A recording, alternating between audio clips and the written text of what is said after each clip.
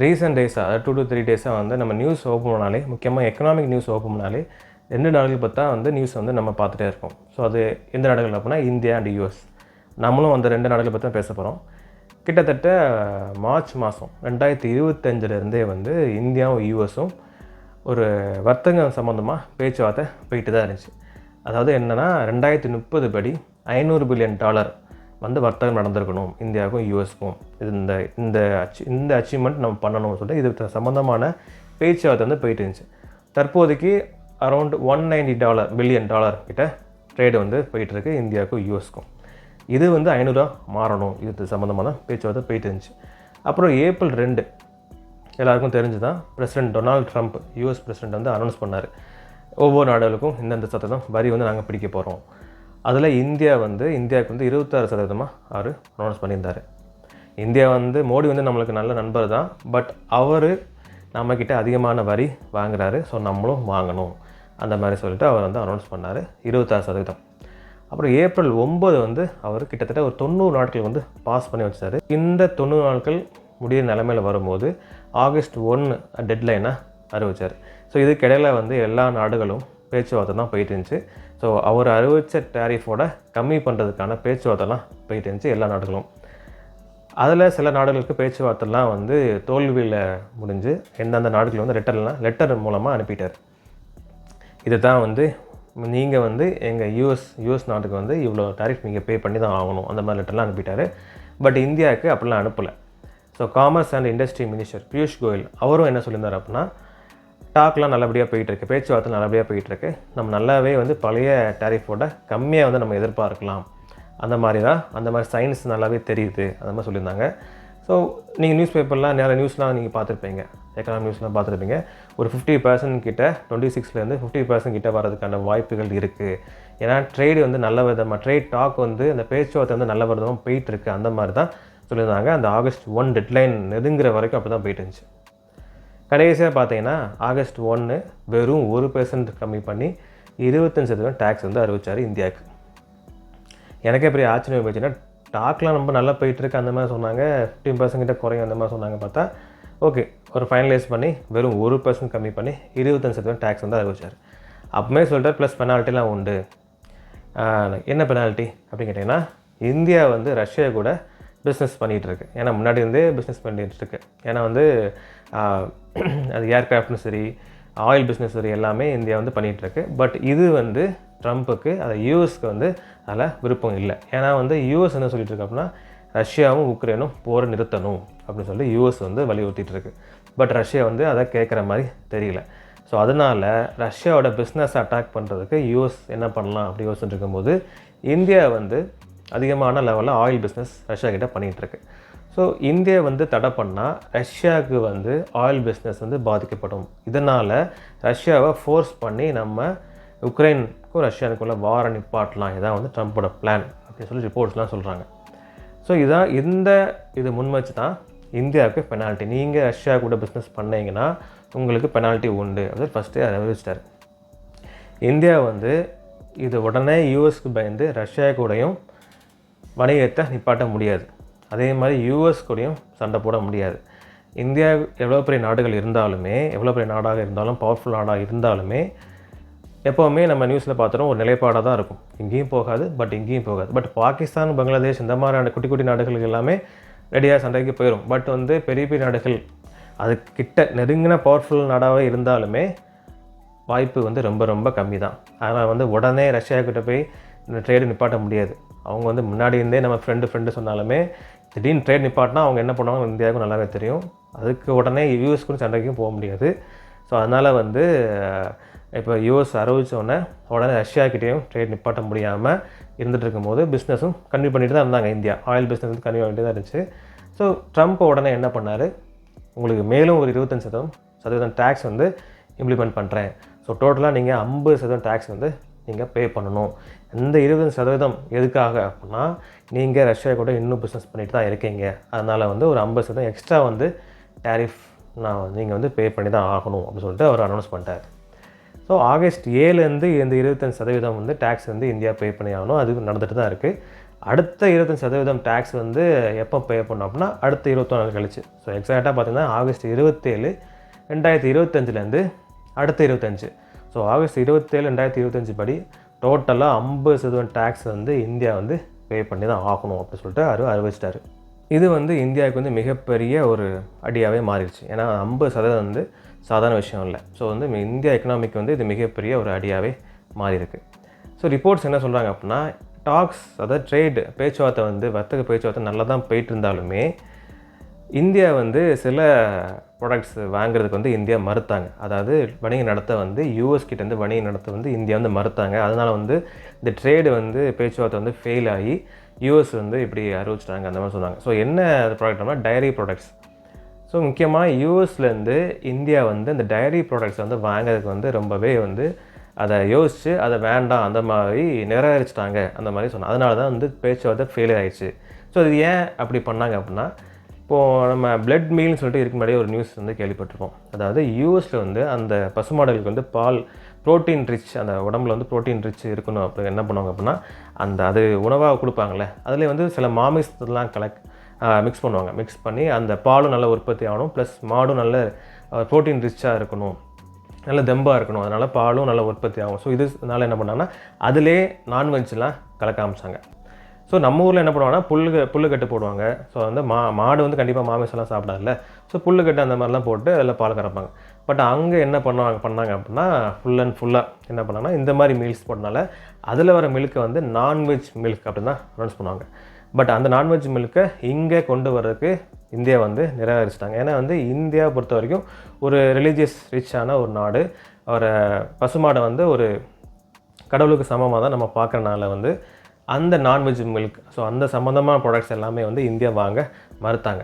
அது மட்டும் இல்லாமல் வந்து ஒரு சீப்பாக இந்த பொருளை சீப்பாக வாங்கி உள்நாட்டு டொமஸ்டிக் அந்த ப்ராடக்ட்ஸ், அதாவது உள்நாட்டு விவசாயிகள் வந்து பாதிக்கப்படுற மாதிரி இருக்கக்கூடாது, அந்த காரணத்துக்காகவும் சில இந்த டைரி ப்ராடக்ட்ஸ் இல்லாமல் அவாய்ட் பண்ண ஆரம்பித்தாங்க. ஸோ இதனால் இந்த பேச்சுவார்த்தைலாம் வந்து ஃபெயில் ஆகி இந்த இவ்வளோ சதவீதம் டேக்ஸ் வந்து அறிவிச்சதாக வந்து ரிப்போர்ட்ஸ் தான் சொல்கிறாங்க. மேலும் வந்து இந்த நான்வெஜ் மில்க் வந்து மேபி ஹார்மோன் ரீதியாக வந்து ப்ராப்ளத்தை உண்டு பண்ணும். ஸோ மக்களுக்கு வந்து ஹெல்த் இஷ்யூ கூட வர வாய்ப்புகள் இருக்குது.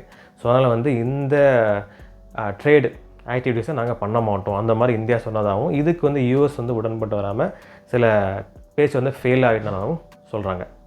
யூஎஸ் கூட ட்ரேட் பண்ணிகிட்டு இருக்க ஏஷியன் கண்ட்ரீஸ்லேயே வந்து இந்தியா தான் அதிகப்படியான டேக்ஸ், அதாவது டாப்பில் இருக்குது. இந்தியா தான் அதிகப்படியான டேக்ஸ் 50% டேக்ஸ் வந்து பே பண்ண போகிறாங்க.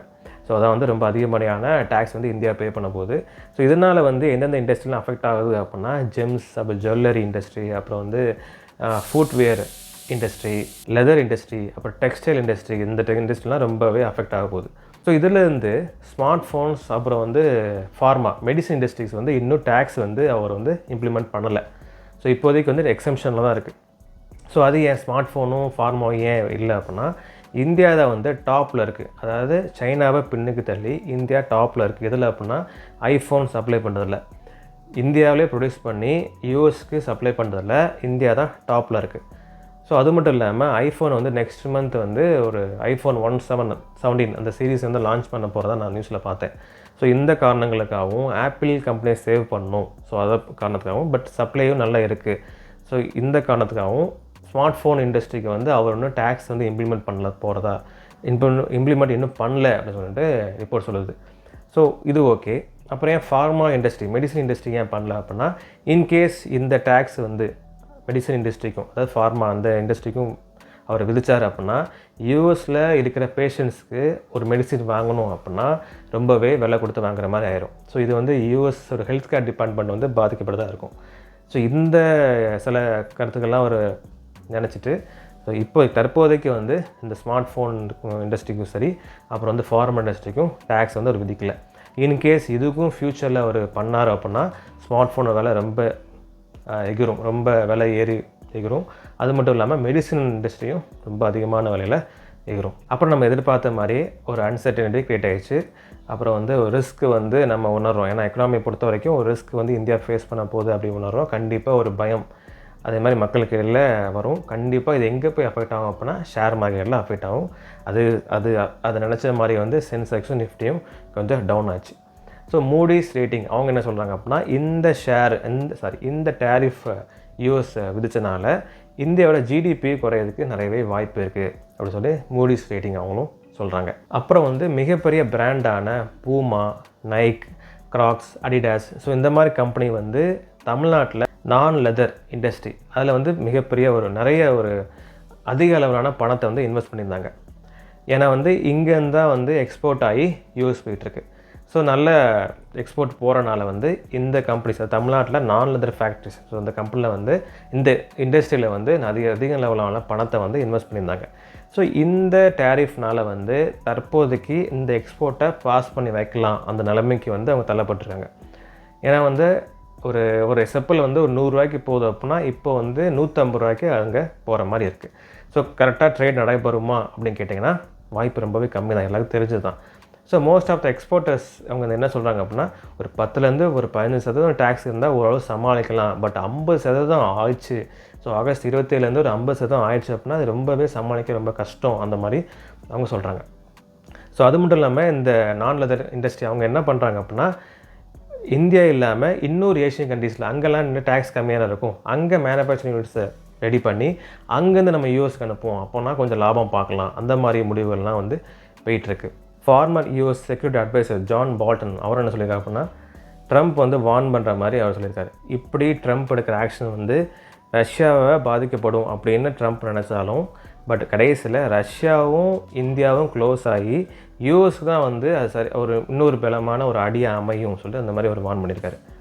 இந்த சைடு இந்தியா சைடுன்னு எடுத்துட்டிங்கன்னா commerce and industry minister Piyush Goyal India வந்து எந்த நாடுக்கும் தலை குனிஞ்சு நிற்காது, ஸோ எவ்வளோ பெரிய விஷயம் இருந்தாலுமே அதை ஃபேஸ் பண்ணும் இந்தியா அந்த மாதிரி இவர் சொல்கிறார்.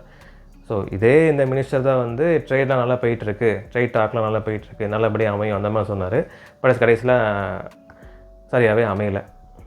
அப்புறம் பிரைம் மினிஸ்டர் நரேந்திர மோடி என்ன சொன்னார் அப்படின்னா இந்தியாவோட நேஷனல் இன்ட்ரெஸ்ட்டை பாதுகாக்கிறதுக்காகவும் அப்புறம் வந்து அக்ரிகல்ச்சரை பாதுகாக்கிறதுக்காகவும் விவசாயிகள்லாம் பாதுகாக்கிறதுக்காகவும் எவ்வளோ ப்ரைஸ்னாலுமே இந்தியா வந்து பே பண்ணும் அந்த மாதிரி சொல்கிறாங்க.